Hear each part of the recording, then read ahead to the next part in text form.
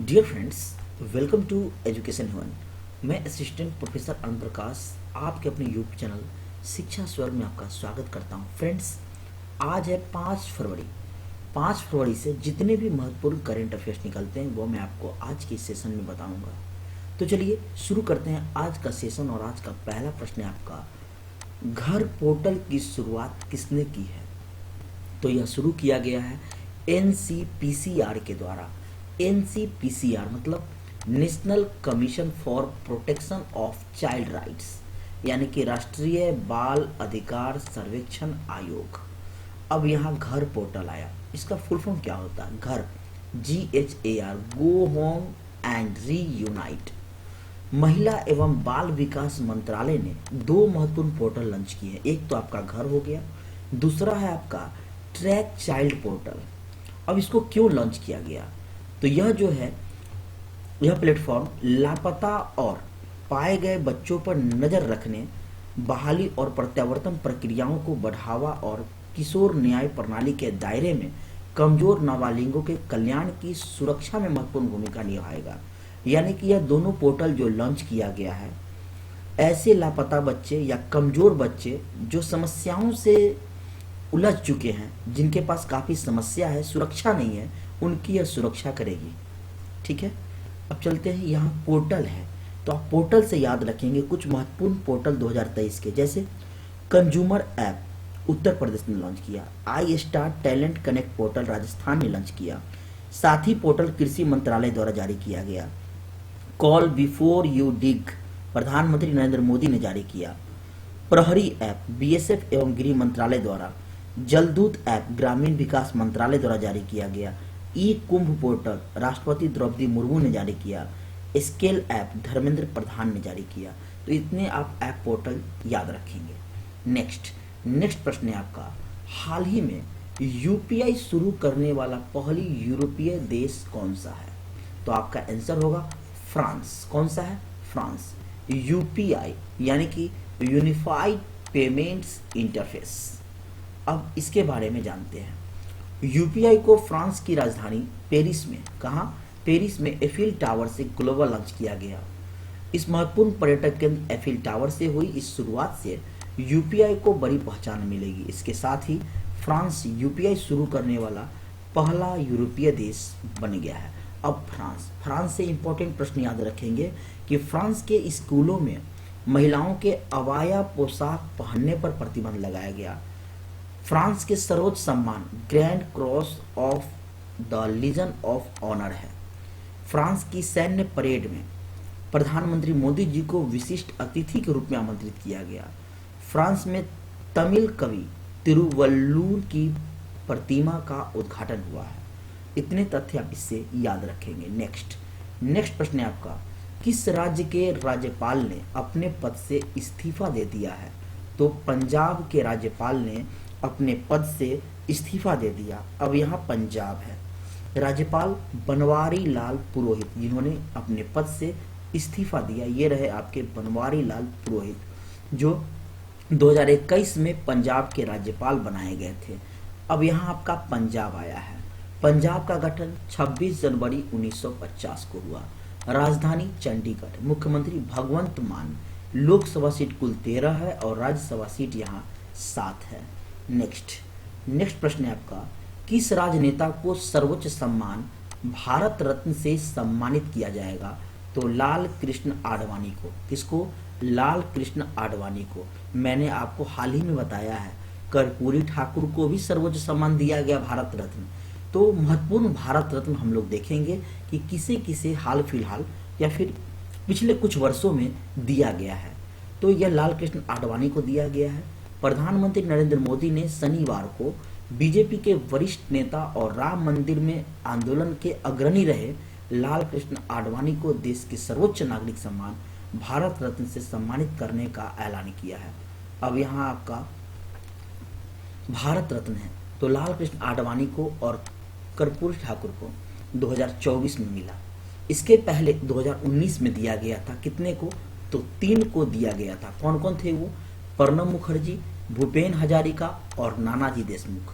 इन तीनों को जो है भारत रत्न दिया गया था 2019 में। 2015 को दिया गया था, 2019 से पहले उसमें थे मदन मोहन मालवीय, अटल बिहारी वाजपेयी।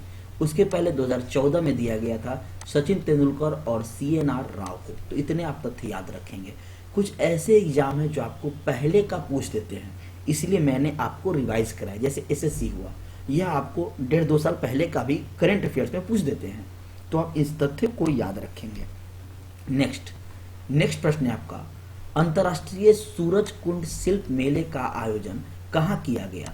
तो आपका फरीदाबाद, हरियाणा में किया गया। हरियाणा से याद रखेंगे, वहाँ एक और मेला 2023 में हुआ है, सरस आजीविका मेला 2023 आपका हरियाणा के गुरुग्राम में हुआ। तो यहाँ आपका सूरज कुंड शिल्प मेला आया है। देखिए यहाँ आप इस तस्वीर में, ये रहा आपका सूरज कुंड मेला। हरियाणा के फरीदाबाद में 2 फरवरी से 37वें अंतर्राष्ट्रीय सूरज कुंड मेले की शुरुआत हो गई है, जो कि 18 फरवरी तक चलेगा। राष्ट्रपति द्रौपदी मुर्मू इसका उद्घाटन करेगी। कौन? द्रौपदी मुर्मू। इस बार मेले में कम से कम 20 देश और भारत के सभी राज्य भाग ले रहे हैं। अब यहाँ मेला आया है, तो भारत के कुछ महत्वपूर्ण मेले को देखेंगे जो कि आपसे पूछा जाता है एग्जाम में। कुंभ मेला, यह आपका प्रयाग, हरिद्वार, उज्जैन और नासिक में होता है। गंगा सागर मेला मोस्ट वीवीआई पश्चिम बंगाल में होता है। सोनपुर मेला बिहार में। नौचंदी का मेला उत्तर प्रदेश में। हेमिस गोम्पा मेला लद्दाख में। सरस मेला जम्मू कश्मीर में। अब्बुबाची मेला असम। नैना देवी मेला हिमाचल प्रदेश में। सूर्य ग्रह मेला हरियाणा में।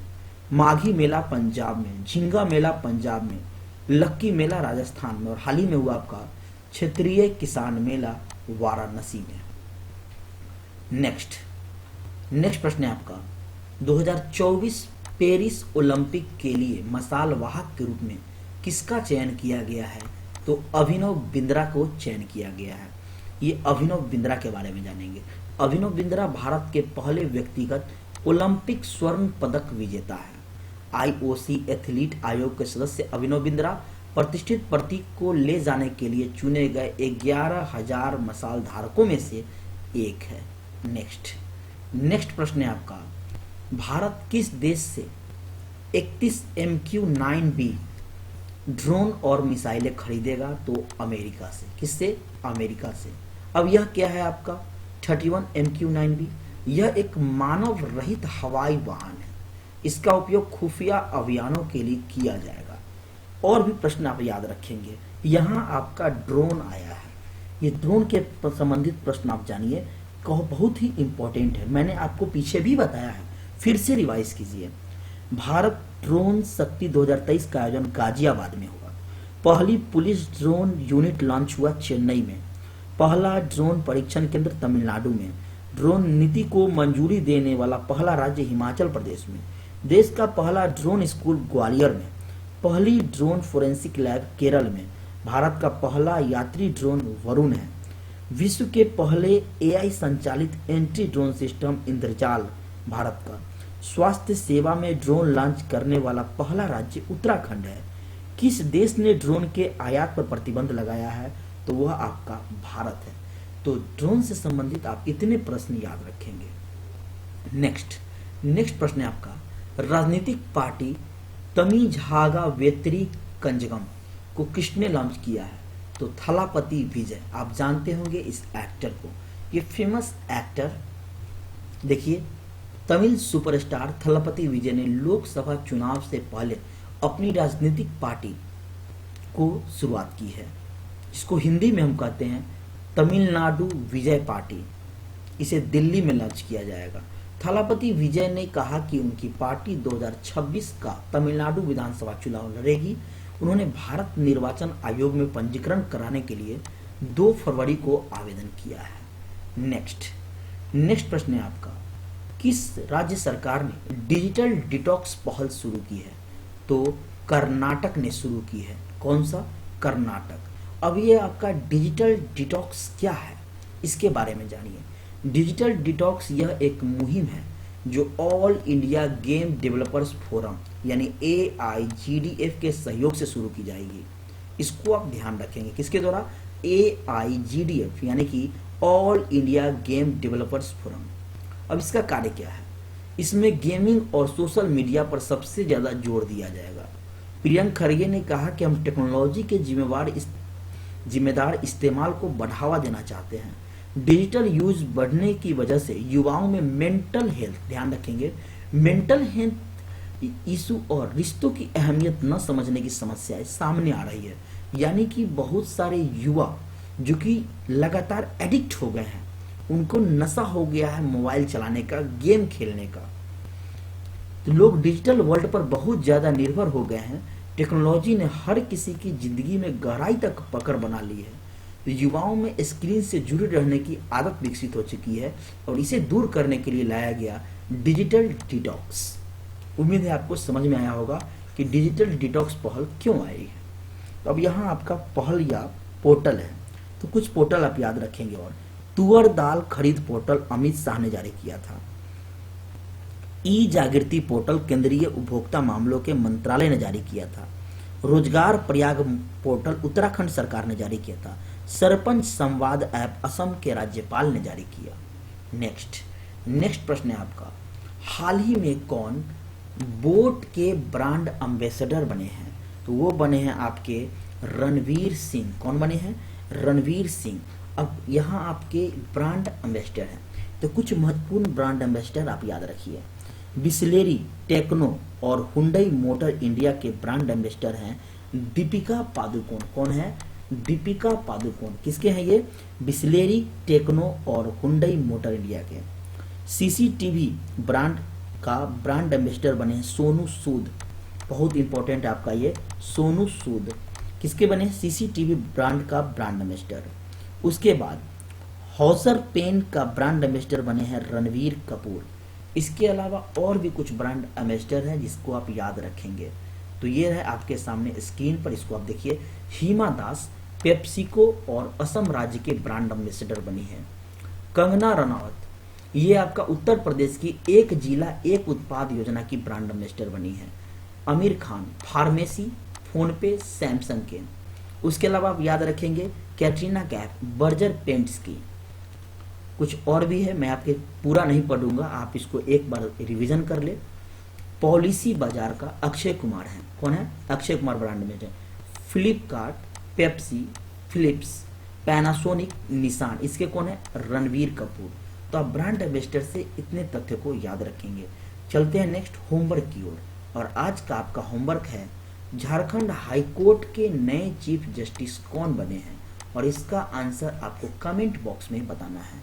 तो फ्रेंड्स जुड़ रहिए हमारे साथ, मैं आपके लिए टॉप इम्पोर्टेंट करेंट अफेयर्स लाता हूँ जो आपके सभी एग्जाम्स के लिए काफ़ी इंपॉर्टेंट है। चाहे वो आपका बीपीएससी हो, यूपीएससी हो, एसएससी हो, बैंकिंग हो, हर सेक्टर के लिए यह इंपॉर्टेंट है। तो जुड़ रहिए हमारे साथ, फिर मिलते हैं नेक्स्ट वीडियो में। Thank you very much watching for this